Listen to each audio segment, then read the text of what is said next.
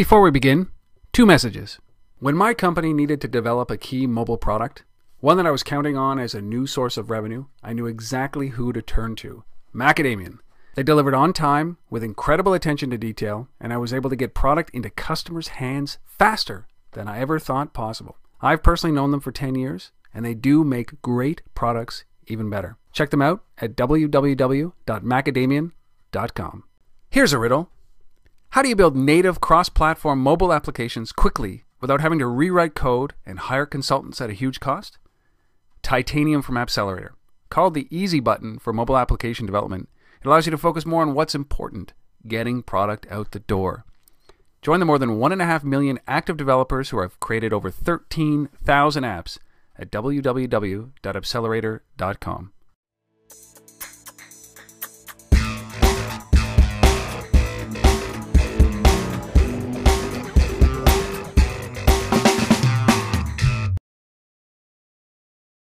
Hey everybody, welcome to Untethered.tv, where we have casual conversations with mobile rock stars.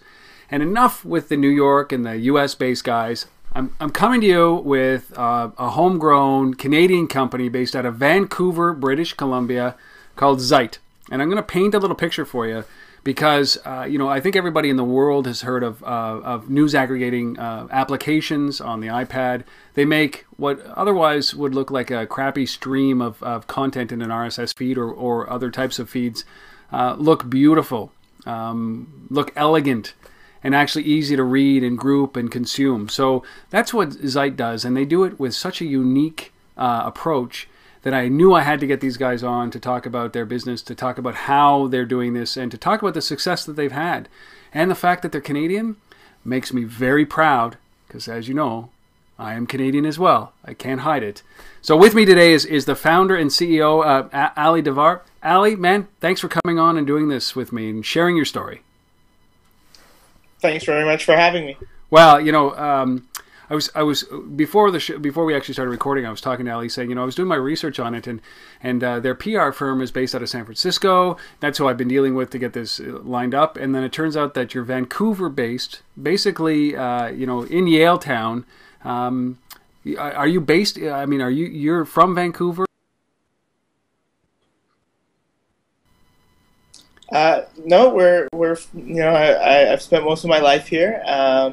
This project started out at the University of British Columbia, right near Vancouver here, and so it was a early group of students out of that university that kind of brought this project to life.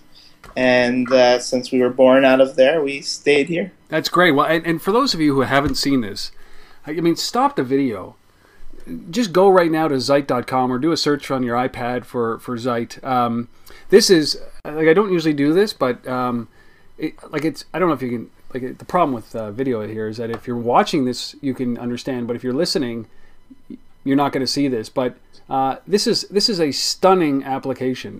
Not only just is it beautiful, but it's a great way to consume content. And I'm a huge fan. I do a podcast, a weekly podcast called The Week in Mobile. And I have a guy who is a staunch hater of the iPad. He said, I'm never going to buy an iPad. He borrowed an iPad, downloaded Zite, and said, I would get an iPad for that app. Like that, yeah. It's like, I've never seen anybody, being converted overnight by one application. So tell everybody what Zite is. Because, my God, you're getting rave reviews everywhere. I'm going to stop talking, you tell.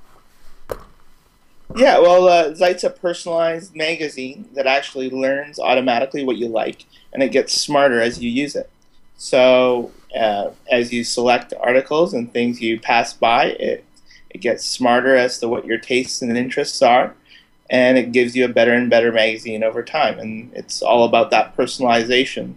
It takes the magazine experience, the magazine format, and really brings an underlying technology and intelligence to it. So, I mean, what was when you set out to build this? Well, tell me about when this was actually in the university. When did you guys start with this idea? Well, this idea goes back in excess of 5 years ago, in a sense, because that's when we first started working on the technology. Holy cow! What drives the heart of Zite has been something that we've been working on for a very long time. The product itself is only a couple weeks old now. It took us a long time to build that engine for it. So it starts out at the lab at UBC, as I mentioned. Then we're there for a couple years. Then we roll it out and we turn it into a company called Wario. And that was to bring discovery alongside of keyword searching. So we thought there's all this interesting stuff out there people are missing through keyword search. How can we kind of break outside the box of just what they've entered with their keywords and show them some interesting stuff alongside their keyword search results? But then the iPad came along, and things changed, and we pivoted the whole company and the brand and everything, and that's what Zite is. It's really a sort of a second act for our company. So when the iPad came along a year ago, and that's when you guys shifted over into doing what Zite has become? Yeah, I mean, we did some beta testing on the web, but ultimately this is our first product, the iPad app, and this will tablets generally will be the flagship for this. We imagine it rolling out to other devices and the web eventually, but for now it's all about the iPad, and soon to be about other tablet devices. These devices themselves are a game changer. And I think they're going to change the way we expect to kind of browse content. That experience is going to change, and Zite's very much about that bigger picture, that bigger trend. So, when you start thinking about the other companies that are out there doing, curating content like this and pushing it out in a beautiful package, like you've got RSS readers, and certainly, what makes yours different from these guys? How is the technology that you're leveraging or you're using and the customizations, and you said it learns from you, how is this different from everybody else's stuff that's out there? Well, we do put emphasis on the aesthetics, the experience. We try to make it as smooth and seamless as possible. There are people that are doing the aesthetics as well. They're doing a very good job of it as well. But I think the real differentiator is the technology. I mean, a great experience, part of that is getting things that are meaningful to you, getting things that are interesting, getting things that are provoke a sense of wonderment and excitement when you come across.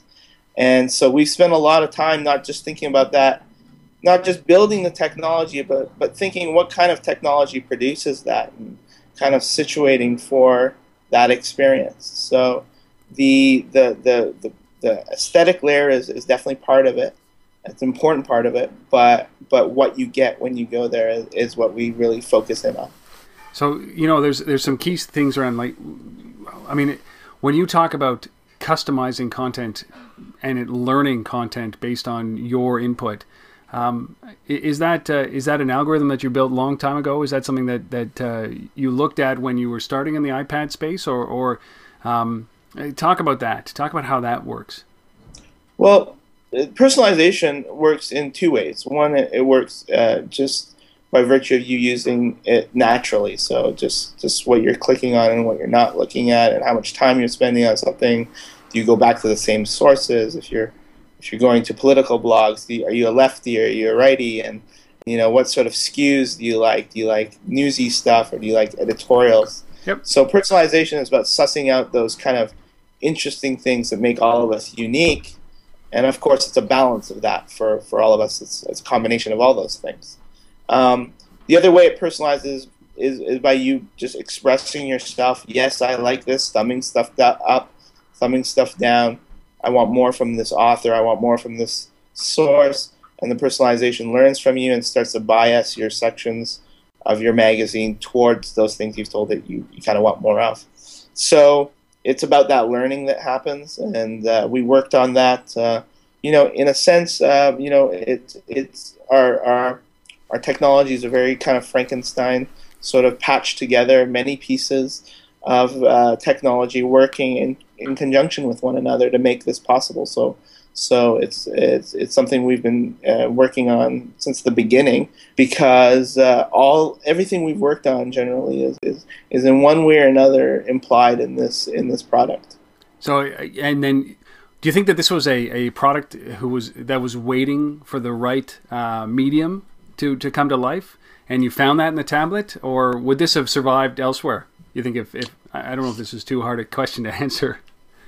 Well, I think that it's a bit of both. I mean, certainly as you improve the technology and improve the output and improve the experience, that could happen in other environments. It could happen on your phone, let's say, or it could have even happened on the web first. But I do think because this device is the perfect combination of mobility and content viewing and interaction, that perfect balance, it's really gonna, it really gives us room to kind of stimulate the user's appetite more generally for content browsing as a enjoyable, pleasurable experience, instead of just being an information tool for information professionals to kind of, you know, keep track of, you know, very hardcore sort of professional needs. This is very much a consumer device, and I think that making that experience happen within the context of this device is very meaningful. Well, I mean, I definitely agree. You know, certainly the aesthetics are there, but I love how it learns, or you teach it what you're interested in, and it skews the content for you. You know, when you built this, let's talk just quickly about numbers, because you've only been out for a short period of time as an application, your first application, but you've had great success in the numbers that you've the number of times that this has been downloaded. Did you set, before you even talk about the numbers, did you set expectations for yourselves going into that, saying, you know, wouldn't it be great if, wouldn't it be awesome if, you know, if we hit these numbers, you know, it's a party? Did you set those expectations? We always dream at first, kind of thing. You know, that's by habit. You know, when you're doing something entrepreneurial, you can't help but dream at first. But in terms of expectations, I think that you know, we're very humbled by what's happened so far. Not just so Canadian, in terms right? Of so Canadian. We don't deserve success. It's okay. Yeah, we're pretty happy. Well, I mean, we love the product, and we love that users love the product. And I think more than just the numbers, I think the thing that's really taken us away is the responses. So, you know, we have people emailing us saying they're going to open up a bottle of wine and enjoy their site tonight. Or they describe their experience as, you know, provoking all these different deep feelings in them and how much they love it. You know, when you get emails like that, when you get feedback like that, that's not something you can really expect users to be saying back to you one day, and that was a very important thing for us. You know, I think entrepreneurs always dream of the day where people love their product, and that's a great thing. You know, it was I thought it would be weird, because my first question that I had written down, and I thought I pulled it away because I didn't want to freak you out. But you know, my first question was, you know, is it possible to love a piece of software? And simply because, you know, I love Zite, and is it possible to love a piece of software? And I think that based on that response, I haven't shared a bottle of wine with my Zite yet, but maybe tonight. You know, I think that that's what you're hearing, is that you've probably hit a nerve that people, you know, something that people have been looking for some time. Well, so, sorry. I think, sorry. Well, I think that the thing they're really loving is the fact that there's all this great content out there, and they had been missing it, and now they have a really easy way to get it. You know, we are just an enabler of all the great content out there that's particular to you, getting to you. You know, every day you've been missing that so far, and having a way to discover that's really easy really resonates with them. And so Zite is the middleman in all this. A lot of that goodness is just other people's content finally getting surfaced in front of the person. So yeah. So how many? I mean, roughly speaking, good numbers. So let me. Are the numbers that you're hitting now for downloads in line with your expectations, or did they blow them away, or are they lower than you anticipated? Well, we didn't have built-in models for what might come, so they are, you know, the growth is I mean, it suggests very good things to come. I mean, in the first week alone, I think we were seeing almost 100,000. So I mean, 100,000 downloads right there. So I mean, when you start to get numbers like that, you know you have something on your hands, and it suggests that it's going to be eventually a ubiquitous thing. Well, let's go. 100,000 is great, and I love that. And you know, as a software developer, you know, I often say that, you know, the crowning glory is getting a piece of software into somebody's hands, one person or 10 people or 100 people. And back in the day, you know, desktop software, I think if you sold 100 licenses, you were ecstatic. And now you're talking about tens and hundreds of thousands of people using your product, not just locally, not just in Vancouver and Canada or, you know, Western United States or the U.S. and North America. You're talking about global, right? You're talking about you have people around the world somehow finding your product and downloading that product and loving it. That's got to be probably the best thing ever. Yeah, when you see that you're having lots of traction in Italy, you know, it's something you didn't expect, and you're very sort of surprised by and encouraged by. You know, especially since we're English language only. Yeah. But you can see it's getting out there. You know, it is. You know, the world is getting flatter in that sense. You know, when a product launches, it's no longer a local thing, especially on the web, or especially you know, when you're talking about this domain. Yes. So I want to bring it right back down to the very beginning. You know, this product came out. How long has it been now? 2 weeks since the launch? That's right. Yeah, 2 weeks. 2 weeks since the launch. I hate to bring up somebody else like. You know, any of your competitors. Sure, no, by all means. But, you know, when we talk about this space, you know, one of the very first guys in there who seems to be the, you know, 100-pound gorilla in there is Flipboard, right? Mm-hmm, mm-hmm. So you see what Flipboard did, and they've been out for 6 or 9 months now, I think. And what would propel you to... I mean, this is a dumb question because you're an entrepreneur and one company doesn't make a market. But when you see their successes and millions of downloads and all the you know the response that they've received, then you decide to get into that same space. What was the thinking going into this? Well, we still have to remember that most people don't own iPads yet, let alone know about Flipboard. Yep. So it's still a very young market. And I think they were not driven by technology the way we are. The fact that they were seemingly entrenched, it didn't really matter that much to us because they hadn't done that yet.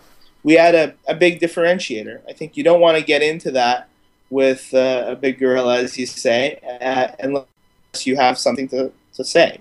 Something you can bring to the table that's going to make a meaningful difference for users at the end of the day. Yep. And we feel we have that. And so it has resonated with users for that reason. So I think, yeah, they're an important player in the space. I think that this space is going to continue to have other players come into it, certainly. And it's going to be competitive, and it should be competitive because it's a very, very big market to come. We're talking about a fundamental shift in consumer behavior, and technology companies will quite naturally try and seek that opportunity to get involved. I think that I'm also a bit of a student of business history, so I know that I think a good analogy, for instance, is search circa 2000. Where you would think that Alta Vista kind of was going to be the winner of the day, but Google came along and it changed the space forever. Yep. So I think sometimes we think it's a fait accompli that there is a winner, but the winner is seldom the first mover. Yeah. It's usually someone else. And also, I think it's very too early in the game to call this. This one. 100% agree with you. You know, one tablet, a year worth of tablet, 18 million people using it. No, this is not a market done. And I say that about most things in the mobile space, but certainly in the tablet space.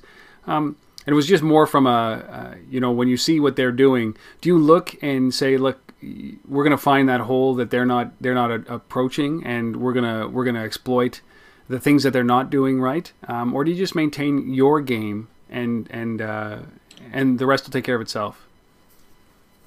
Yeah, I think that that's the most important thing to do, because the latter, that is,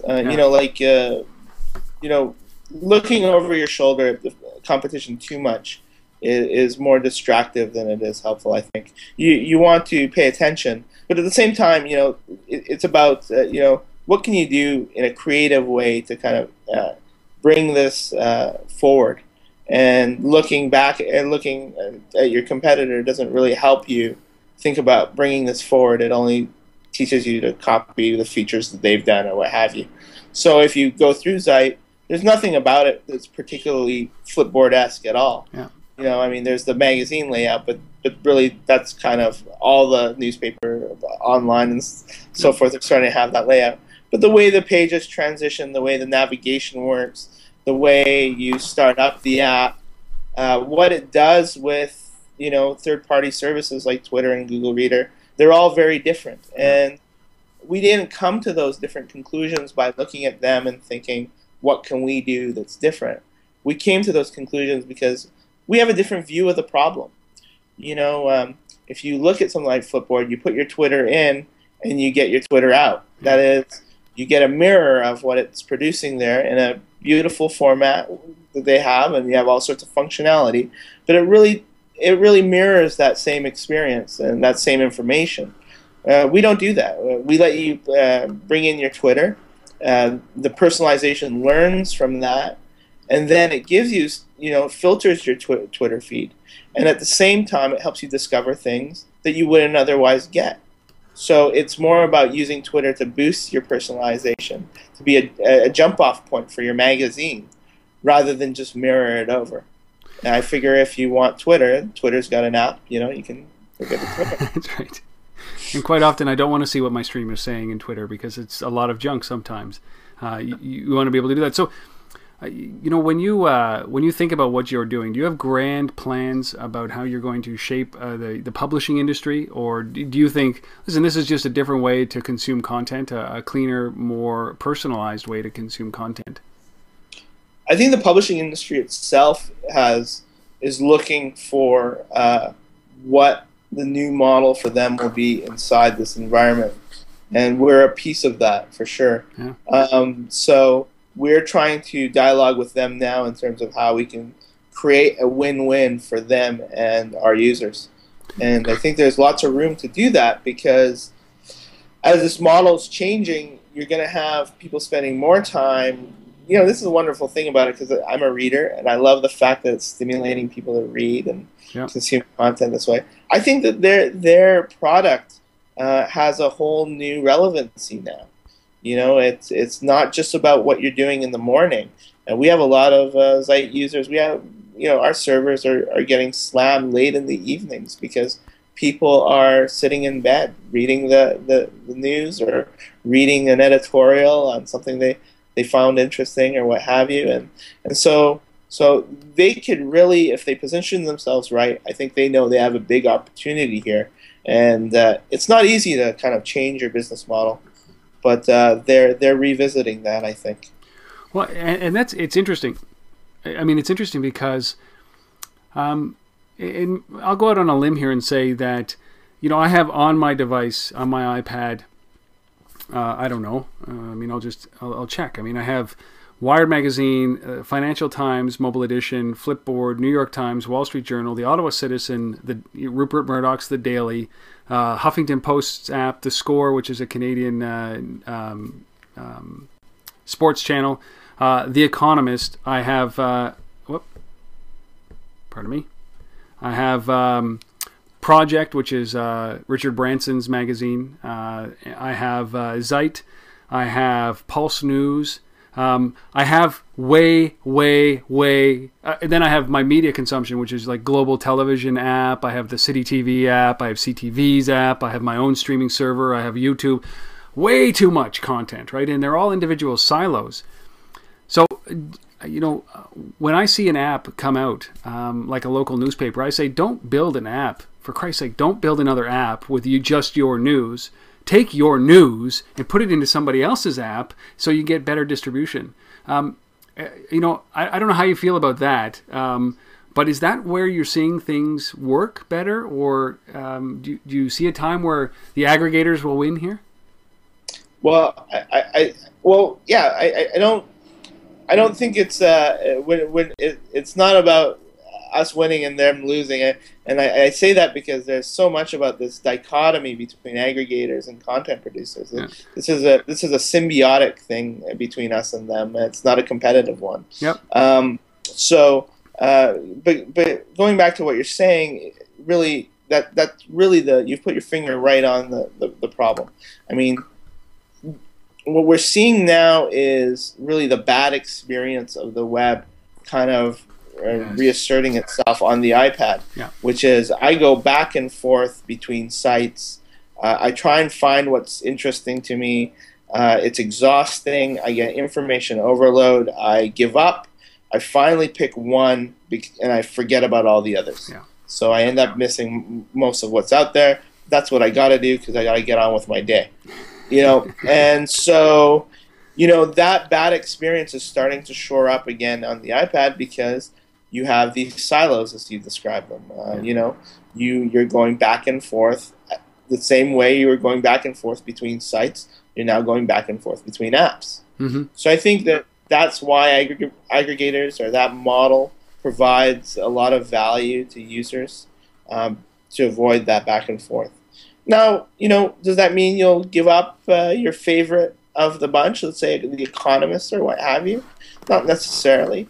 I mean, you'll still maybe hold on to that favorite magazine. But I think that once you start to add 4 or 5 of them, then it becomes really futile to keep going.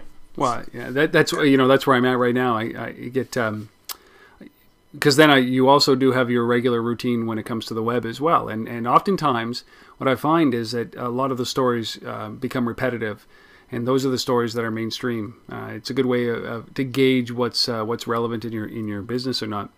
So what do you think will there be an impact, or what is the impact that apps like Zite are going to have on this publishing industry? You say it's in a transition point, it's changing, and how can publishers benefit from leveraging you guys? Yeah, I think that there's 2 parts to it. I think one is better discovery. I mean, means that a lot of their content that goes unnoticed can get in front of the right user. Yeah. So you have multiple, say, local pieces of news that might be particularly interesting to you, or analysis from a blogger that you may have never come across. For instance, there may be a blog of a publication out there that is behind their front page. Unearthing all that great content and getting it in front of the right people is I think a good way to start to fix this broken ecosystem for them of producing tons and tons of content but not realizing value on it. So I think that's one of the key things. The other thing is to find a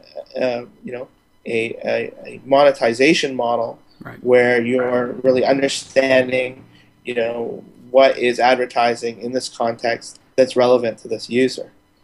Simply doing this algorithmically without having too much thought in terms of, what is the types of advertisings that make sense to this category, for instance, or what have you, is going to continue to evolve. Yeah, I want to come back to the way you make money off it in a second, because I think we're onto a really interesting vein here, because you're touching on it, because as you aggregate content, as you bring content from other sources into Zite, are they losing revenue? And then how is it that you're going to be able to share in the revenue to make it worth their while? Is that a plan, to be able to share revenue with them, with the content producers, to make it worth their while? Because they could be losing eyeballs, right? Yeah, most definitely. That's our plan. I mean, we're looking into what is the best way to do that, though. So as they say, the devil's in the details.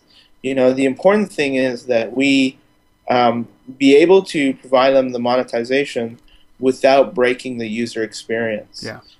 Right now, we have these pages in reading mode, and we want to bring it in and embed that advertising in such a way that not only does the experience remain seamless, but it still continues to perform quite well. Yeah. Serving up their content natively. That is not having to go to the website per se. Makes a tremendous difference in experience and performance, and we don't want to lose that because it's not only for our sake; it's for the user's sake. They'll have a poorer experience, and then we'll have lost this opportunity to engage them. So, does it worry you that companies like the New York Times are putting all of their content behind a paywall? No, I don't think it worries us. Of course, we want to get as much content as possible in front of Zite users. In that sense, if it's open, it helps. But for now, it doesn't seem like it's impeding what we're getting from the New York Times. But generally, I think we imagine that a two-tier structure might not will be a good thing. I mean, there is room for subscription content in all of this. There's always this sort of false dichotomy between free and paid for. Mm-hmm. And again, I think that's there's a relationship there, but I think that there's also lots of opportunity to get subscription, in front of the right reader in the context of seeing free. So I think that being able to kind of present those things side by side is a positive thing, and I think it's something that we'll eventually include in our model as a way that for those publishers that have subscribed for content to be able to get it into Zite, and indeed actually be able to sell their subscriptions within Zite. I mean, it makes absolute sense to be able to offer New York Times or anybody who wants to have a subscription. You could even turn non-subscriber base content into revenue-generating content for the blogs or for the sites, couldn't you? If you build an infrastructure that allows you to do that. Yeah, exactly. I mean, I think that you can start to create opportunities for those that are right now just blogging or have a free model to really look at a sort of a more freemium approach, where they kind of have two tiers of content, and I think that that's good for them, and I think it's good for the user as well, because I don't think users are afraid to pay when it's easy to pay and if it's something they want to pay for. It's only when it's a hassle to pay. They don't want to do little micro payments every time they want to read something, and they don't want to do it for each and every outlet, so each and every publication. So bundling them up and being able to create a platform for smaller players to get involved, things of that nature are all things that we're looking to experiment with and see what really bears out. So for you guys, how do you itemize this? How do you prioritize where you should be focusing when you've got such great opportunities all around you? Where are you guys focusing now? The focus for now is on just the iPad app and making it better. Okay. So we imagine now. When I say that, I mean the very short-term focus is on that. As we grow our company, we'll be looking to take it to other devices and be able to create all these different opportunities in terms of the business side of things. But for now, we just want to improve that one product and hone in on that and not lose sight of what got us here, and continue to improve that. So you say the iPad first. Obviously, as a Canadian company, you are a you know of a company that's out of Waterloo called RIM. They've got a brand new. What's that? I've heard of them. You've heard of them, yeah. Well, they've got a brand new little thing coming out called the Playbook. Very exciting. Is that something that you would consider as well? Oh, absolutely. Yeah, definitely. I mean, I think that RIM, first of all, has a very loyal following with the BlackBerry, right? Yeah. So you can imagine that a lot of business users, first of all, will adopt the playbook, uh, which kind of seems oxymoronic to sort of say, but a lot of business users will adopt the playbook for their day-to-day business Yep. uses, and I think that Zite can very much play in that context as well. I think the playbook is very exciting and should actually be a potent player in this market. So does that mean that you guys have got plans for that, or are you just waiting until you get the? We do, we do. I mean, we won't be ignoring any platform, so we're looking at them all. Of course, they don't launch until sometime next month. Yeah. At least that's what people are guessing at this point. Yeah. And we won't go into that market right away because there'll be very few users at the beginning, but we can expect to go into it in the short term for sure. So let's talk about revenue. We've talked about a few ways that you guys can generate revenue, but is that of concern right now? Is it a user scramble, or are you building everything that you're doing now with the hopes or the intent to generate revenue? You have a plan. So really, we're pushing off on the business model in the short term. Yeah. It's not something we're tremendously concerned about. We're much more concerned about the product, and we want to really continue our conversation with publishers to find what works for them and bring it in a way that doesn't impact user experience. It is something we don't want to rush towards. I think that this is a question not only for us, but for this whole space. Yeah. So we don't need to go running ahead of anybody and solve this on our own. We should sort of do it in conjunction with one another. It's a question for publishers to be asking of themselves, and for aggregators to be working among themselves with publishers actually, and find a solution. We're going to try and lend our voice to this broader conversation about where this is going. So you must have some ideas, though, about how you think that this industry is going to go and make some money. Well, so based on our discussions so far, I mean, it depends on who you talk to, right? I mean, you have publications that are all digital, Yep. and they're very aggressive about getting their content out there, and they don't care about how it appears or where it appears, and they've built their businesses on getting that distribution. And then you have older media players that have an existing model that they have to gravitate over without cannibalizing their businesses. It's a very difficult thing for them to do, and so they need to find an incremental way to get there. So there's really different there's different players involved here with different positions, and getting everybody kind of onto one system that makes sense for all is going to be a tricky thing, and especially where people are revisiting their business models. Yeah, because when you think about how publications make money today, it's selling the subscriber base to advertisers, and you need to be able to do that. Well, I mean, even within them, there's variance, right? Some are completely ad supported. Some are a hybrid of ad and subscription. Yep. Some are driven largely by subscription, and ads are an afterthought. They don't think of it as very serious to their bottom line at all. So there's really this broad spectrum of positions that they take in terms of where they think that this should go, in terms of helping them kind of cross the chasm to the other side of what may be. What about investment? So it's public about what some of the other companies have raised in investment.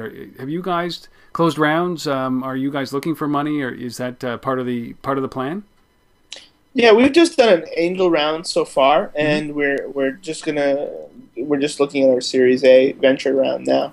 So we're discussing with a number of venture capitalists down in the valley. Exactly what our next steps will be. It's still evolving. Angels, local angels to Vancouver, Canada, or U.S.? Yeah, local. I mean, a local group of guys here. They are not tech angel investors, but they're angel investors as individuals, Yeah. and we are talking to some Silicon Valley angels as well. So what may be is that we not only do a Series A, but we start to bring on some prominent angels from the U.S. As you know, some of these angels are sort of like super angels now. They're starting to manage money Yeah. for other people, and they're starting to look like VCs, and VCs are a little bit starting to look like angels in some cases. So it's a different patchwork than it was just a few years ago. Were you, So we're getting some interesting offers from individuals as well as VCs. do you find that it's? I mean, I'm not sure if you were around before, but like, is it easier now? Do you find that it's that people are more willing to open up their wallets and invest in companies at your state than have you run up in any roadblocks looking for investment? During the worst economic downturn in the last 100 years last year, yeah, I mean, yeah, we had nowhere to go but up for a long Good time. So, timing. yeah, in some senses, Vancouver was not exposed to the worst of it. So, Canada wasn't exposed to the worst of it. So we have a sort of sheltered sense of what happened last year, and you might even go back further than that. But yeah, it was really, we play into a global space. So when that dries up, it really hurts our opportunities. And now that's really defrosted. So, yeah, things have changed measurably. I mean, we see that in terms of just the outreach we're getting. I mean, we're having VCs contacting us continually, Yeah. wanting to set up meetings and so forth. So, I mean, it's quite evident that there's been a change in the marketplace. The last theme that I really want to touch on is the way that you've marketed Zite. So to go from no downloads and then kind of a couple of weeks later to be over 140,000 and rising, how did you do that? From obscurity to 140,000 people using the product. Yeah, I mean, I don't think there's any silver bullet for it. I mean, certainly our PR firm Inner Circle Labs was central to that process. But just any kind of marketing, any kind of communication strategy is always just an amplifier of your existing product. So, with my previous product, I tried to do PR around that as well, and marketing around that, and it was a different story in terms of the outcome. So I think that I'm very, I'm getting approached by a lot of entrepreneurs asking, how do I get that kind of, exposure? Yeah, you want to sort of enter the market with a big splash and yeah. all that, and I can say that certainly the firm you hire is a necessary part of it. That you have to hire professionals to get you those contacts and get you there, but if you can't do that on the back of a product that's not ready, so your product has to be ready for that to happen, and that will amplify whatever if people like your product, that will amplify that. We had journalists spending a week and a half, 2 weeks playing with Zite before they even decided to write about it. Yeah. So if their experience had been a bad one, and it wasn't a perfect one in some cases, there was hiccups because they were using the beta version of it. But if they didn't like it, they wouldn't write about it. And then where are you? So, you really, what other entrepreneurs are asking me, my answer is really, focus in on your product first. And then when you're ready, you can make your move. Ultimately, you need enough money in the bank. You need enough money in the bank to be able to cash the check, right? When you get the attention of somebody, it can't be smoke and mirrors. Yeah, you have to have something that people will like at the end of the day, if not love, because it's such a noisy place, and it's such a noisy world we live in. To stand above that noise, you have to have something that people will resonate with people at some level. But still, I mean, it's one thing to pick the right PR agency. So I mean, I want to know something out of this. Is how did you find these guys in the Valley? I mean, how did you pick the right? It goes to if that's the point where you really have to start. You have to have the right product. Okay, so if you don't have the right product, I mean, you're screwed anyway. So picking the right PR firm won't do anything. Or maybe it'll do it for a little while, but ultimately it can get panned, and you won't get the reviews that you guys have had. But how did you go around finding this PR firm in the Valley to help you? It's not unlike looking through the phone book. I mean, come on, you didn't just picking randomly? No, I mean I have an advisor that first introduced us to this PR firm. Okay. I knew of them because they had come out of another firm that had launched another product very successfully. So I knew some of the people there were very competent, we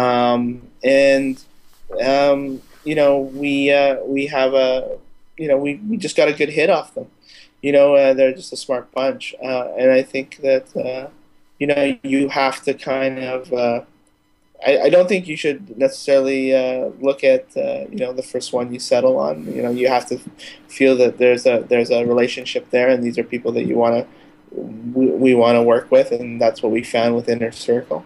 And I think it's about getting the personalities right, and thinking that these are people that can execute on what it is that you want to do in your space. And you'll get that after a few interviews with a few different firms. I mean, we looked at I think about half dozen firms, and we chose this one. Yeah, I mean, you do have to look at a spectrum and see which one really appeals to you. So I mean, and as a result, you picked the right one. You certainly have had the right exposure. I mean, you've been exposed on some of the biggest blogs on the internet around technology. Did those help? Did that have a massive impact, or was it more word of mouth that you've seen that has been truly driving your growth?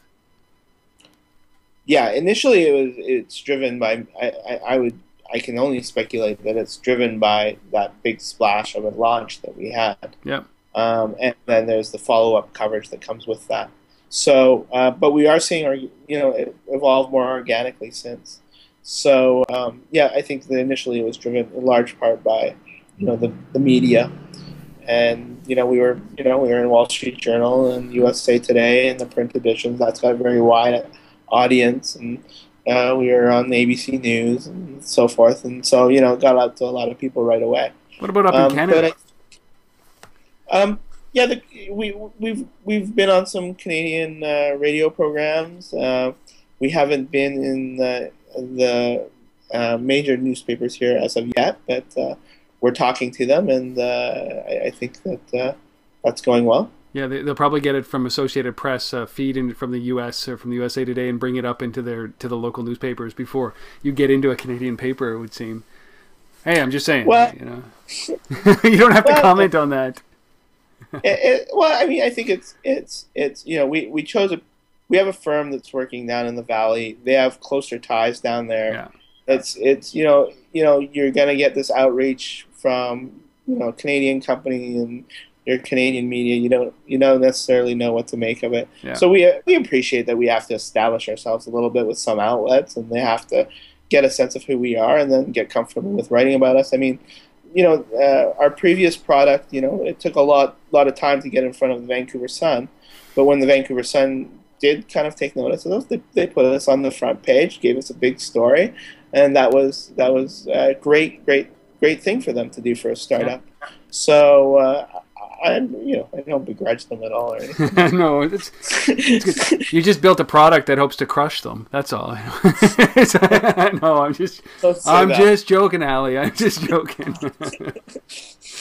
I have to ask this. Last question, and then I'm definitely going to let you go. Is that one of the things that people keep talking about? Facebook is very adamant about this. Is your social graph, right? And it just seems to me that what you guys are building here, with the way that you've built it, lends itself very well for the integration of my social graph, so that if somebody that I'm a friend with on Facebook and I'm a friend with on Twitter or I'm a friend with on LinkedIn or something to that extent finds a story of relevance to them, it would only seem logical that based on my similar preferences that information would be collated into a way that is more relevant than a news story that nobody else has liked or friended or anything along those lines. Do you see a day where you're going to bring that social graph into this product and clearly start using that kind of algorithm to feed me some news that I might be interested in? In some senses, we already are. We are tapping into social. Yeah. And when you sync with Twitter, especially, yep. We're tapping into your graph right away to kind of learn about you. We don't look at just what it is that you've tweeted or shared. We look at what your graph is interested in, and that tells us a lot about what you're interested in. Yep. And we set up your magazine accordingly. But we think ultimately that social is a good starting point for personalization and discovery and being able to bring you content, but it can't be the end point. Your social graph is ultimately just too shallow a pool of information to draw from to get you personally the best stuff that's out there. It's a good way to get you some things. It's also very noisy, so you don't want everything from your social graph either. Yep. So we've been spending as much time thinking about how to filter it as we have been thinking about how to leverage it. Yeah. So I think the social graph is a great sort of data point for understanding what your interests are. Some social graphs are better than others. Yeah. We find that Twitter is much more representative of what your interests are than Facebook is, which is much more mix of sort of things that are, you probably not broadly, you're maybe broadly interested in, but not really honed in on what your interests are. Yeah. And so we're really careful about how we use that data as well. So we don't want to make too many generalizations about just because your friend shared it with you, it doesn't make it an interesting thing. Well, it just seems that because we're at the very beginning of this, you guys have put a lot of thought. Obviously, you've been doing this out of university and for 5 years, but it just seems that the consumer is at the very beginning of this. We've always talked about customizing news and customizing newspapers and letting me print my own magazines and figuratively and literally as well. And I think the web opened up that paradigm for us to be able to gather our news from multiple sources. And the biggest challenge, as we've said at the beginning of this interview, was that I don't want to go to 40 different locations to find my news. I'd like to bring it all in one spot, and I think that's the timing is right, the platform is right, and the iPad, and then it's just a matter of getting that experience right. And I think that what Zite is doing is well on its way. I mean, I have a crush on your product. I'm not afraid to admit it. Can I say? Thank you, Rob. Is that weird? Our product has a crush on you. How weird is that? That's just so weird. I found my mate. Oh, I love it. If you haven't done it yet, go take a look. There's a great video demo on Zite.com, but just go to the App Store and pick it up. It's free. It's going to learn what you like. There's a very simple process to customize the way the information that you want to gather. And then as you go through it, it allows you to like things. It allows you to decide whether or not you want more of something or less of something. And it's going to learn, and it's already learning from me as well.